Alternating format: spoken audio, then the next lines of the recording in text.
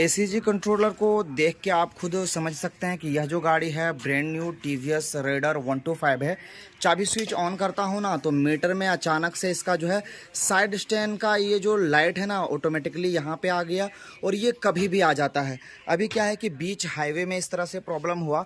जब मैंने इसके सारे वायरिंग कनेक्शन को ओपन किया, जब इसके अंदर पता चला कि साइड स्टैंड सेंसर का प्रॉब्लम है, जबकि अगर मैं दिखाऊं तो इसका साइड स्टैंड अप कंडीशन में है, जब उस कंडीशन में ये लाइट नहीं आना चाहिए। अब इससे हमारे मैकेनिक भाई समझ रहे होंगे कि प्रॉब्लम होता किस चीज़ से और कैसे इसका सोल्यूशन निकाला जाए। तो देखिए, सबसे पहले मैं आपको प्रॉब्लम दिखा दूं। गाड़ी तो स्टार्टिंग में कोई ट्रबल नहीं करेगी, सिंगल सेल्फ में स्टार्ट हो जाएगी। ये देखिए, गाड़ी हो गई आपकी स्टार्टिंग में कोई ट्रबल नहीं। MIL देख लें, माल फंक्शन इंडिकेटर लैंप जला हुआ है। अब जैसे ही गाड़ी के गियर को हम प्रेस करेंगे गाड़ी बंद हो जाएगी। ये देखिए, ये इसकी बड़ी समस्या है। गाड़ी के इसके मैं गियर के को जैसे शिफ्ट किया, गाड़ी का स्टैंड ऊपर अप कंडीशन में है, फिर भी गाड़ी हमारी बंद हो गई। अब इस चीज़ को लेकर जो है ना, मैं कभी भी इसके डायग्राम वगैरह को लेकर चलता हूँ। और ये एक सिर्फ मेरी बाइक में नहीं, अगर 10 रेडर आपके पास आती है तो आप समझ सकते हैं 7 रेडर में ये प्रॉब्लम है, 3 ही गाड़ी आपकी अच्छे से चल सकती है। तो अभी मैं क्या किया, इसके पूरे वायरिंग के और सेंसर के टेस्टिंग डिटेल को मैंने अलग कर लिया। तो अभी जो इसके अंदर प्रॉब्लम है, देख ले, साइड स्टैंड स्विच का प्रॉब्लम है। और जबकि ये टीवीएस की ऑफिशियल जो है ना EFI पार्ट्स रेजिस्टेंस के सेंसर को ओपन कर रखा है, ताकि मैं आपको कंप्लीट दिखा सकूं कि इसके अंदर प्रॉब्लम क्या है और कैसे इसके सोल्यूशन तक हम लोग पहुंचेंगे। ठीक है, तो चलिए बने रहें, आपको मैं बताता हूं। सबसे पहले इस चीज़ को आप समझिए कि ये प्रॉब्लम किस प्रकार से आता है और कैसे इसका सोल्यूशन निकालना है।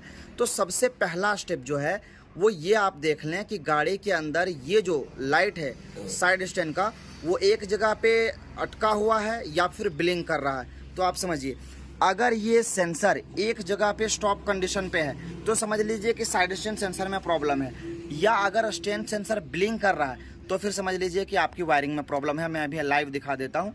ये देखें, मैंने इसे ओपन कर दिया, यानी ओपन सर्किट हो या बीच में कहीं से तार कटा हो, ECM को सिग्नल ना मिल रहा हो, तो उस कंडीशन में क्या होगा, साइड स्टैंड का सेंसर जो है इस प्रकार से ब्लिंक करेगी। क्लियर देख लें।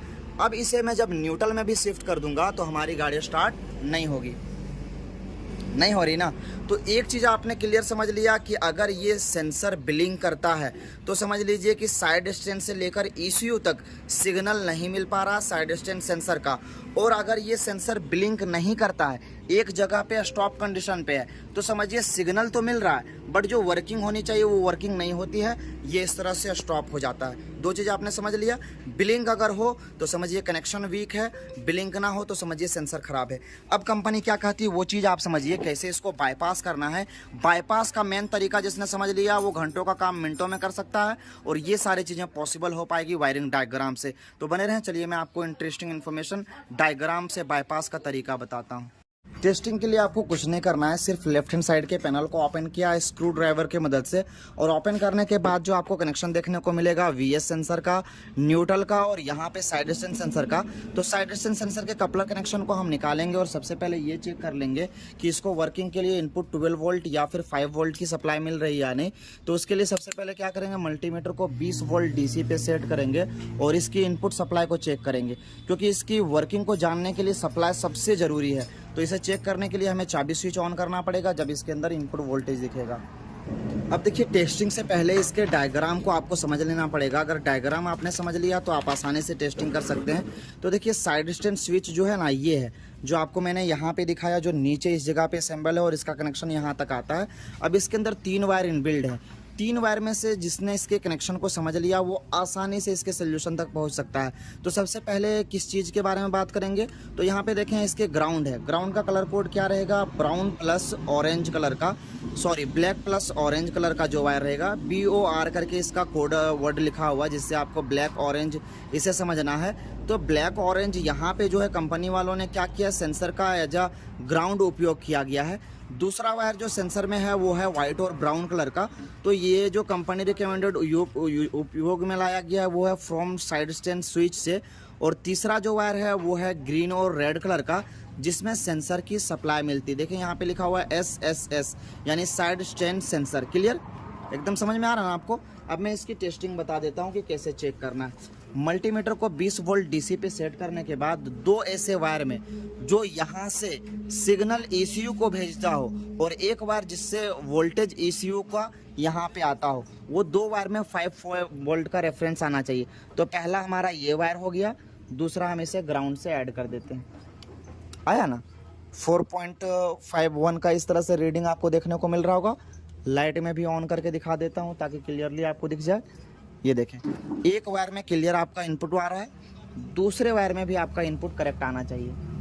ये देखें करेक्ट आ रहा है, यानी एक वायर के अंदर रेफरेंस वोल्टेज आ रहा है और दूसरा वायर यहाँ से जो सिग्नल जा रहा है दोनों का दोनों करेक्ट है, क्योंकि दोनों वायर में इनपुट दिख रहा है। तीसरा जो वायर है वो ग्राउंड है, जो यहाँ पे ऊपर एक सिंगल पिन का बना हुआ है। तो वो ग्राउंड वायर के अंदर जब हम लगाएंगे तो हमें माइनस में वोल्टेज दिखेगा। अभी देखें यहाँ पे कुछ नहीं है, लेकिन जैसे पे इसे लगाऊंगा तो माइनस दिखेगा, जिससे पता चलता है कि वो है ग्राउंड का वायर और वो भी एकदम करेक्ट है।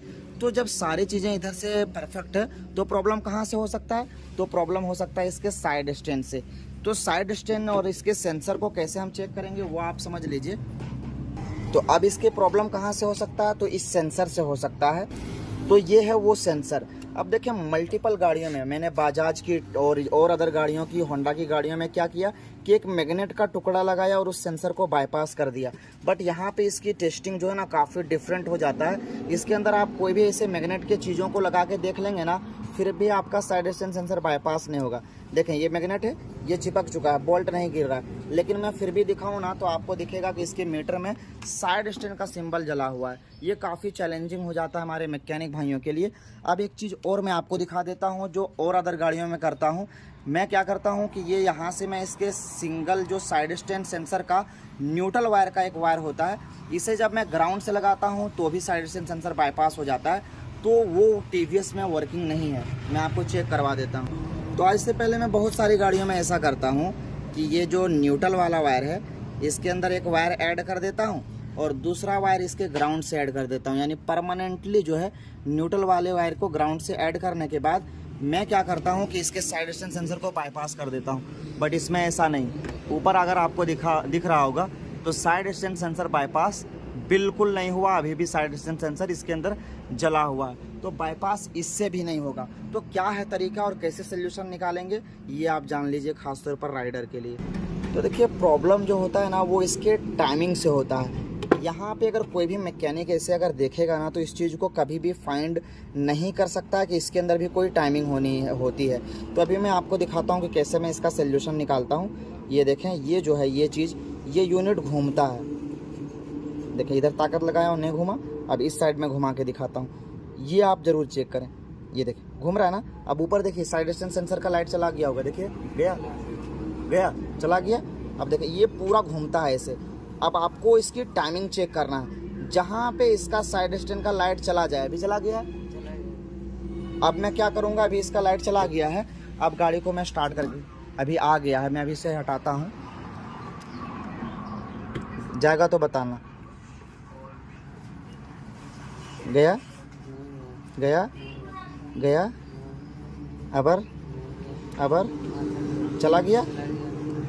अभी देखिए यहाँ पे मैंने टाइमिंग पे लाया इसका, यहाँ पे ये देखिए साइड स्टैंड का बिल्कुल यहाँ से चला गया। अब मैं इसे स्टार्ट करता हूँ, गाड़ी हो गई सिंगल सेल्फ में स्टार्ट। अब क्या करेंगे, इसके गियर को भी प्रेस करेंगे तो गाड़ी हमारी बंद नहीं होनी चाहिए।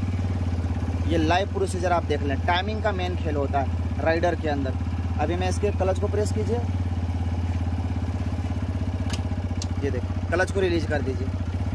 देखिए व्हील भी घूमना शुरू हो गया, गियर को भी प्रेस कर दिए, स्टैंड सेंसर खुला हुआ, टाइमिंग को मैंने करेक्ट किया, गाड़ी हमारी स्टार्ट। और ना मीटर में साइड स्टैंड लाइट है। अब क्या करेंगे, इसके टाइमिंग को मैं जैसे यहाँ से आउट करूँगा, मेन खेल टाइमिंग का है। अब टाइमिंग को आउट करता हूँ, देखिए गाड़ी हमारी बंद पड़ जाएगी। ये देखिए हो गया ना। तो हरगिज इस चीज़ को हमेशा चेक करें। काफ़ी सारे मैकेनिक भाई वायरिंग को चेक करते हैं, फ्यूज को चेक करते हैं और रेगुलर उनको परेशानी होती है। TVS की गाड़ी में देखें तो साइड स्टैंड का और साइड स्टैंड सेंसर के बिल्ड क्वालिटी का जो है ना काफ़ी प्रॉब्लम है। तुरंत अगर आप 2-3 बार इसके साइड स्टैंड को घुमाएंगे ऐसे तो ये देखें ये हो जाता है, इस तरह से लूज कनेक्शन हो जाता है, जिससे आपकी गाड़ी में प्रॉब्लम उत्पन्न होती है। तो ये टाइमिंग आप जरूर से जरूर चेक करें, 100% सोल्यूशन मिलेगा। उम्मीद करता हूँ इस वीडियो से आपको इंटरेस्टिंग इन्फॉर्मेशन मिला हो।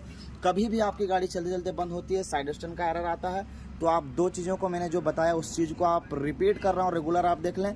स्टैंड सेंसर अगर ब्लिंक कर रहा हो तो वायरिंग चेक करें, लूज कनेक्शन रहा, और अगर एक जगह पे खड़ा हो तो इस सेंसर को चेक करें, इसकी टाइमिंग आउट होगी। टाइमिंग को मिलाइएगा, गाड़ी स्टार्ट हो जाएगी। फिर से बता दूं, ये घूमता है, इसकी टाइमिंग को घुमा के आप ले लीजिए, गाड़ी हमेशा स्टार्ट होगी। इसको बाईपास कर दीजिए, साइड स्टैंड का आपको कोई ज़रूरत नहीं है। क्लियर।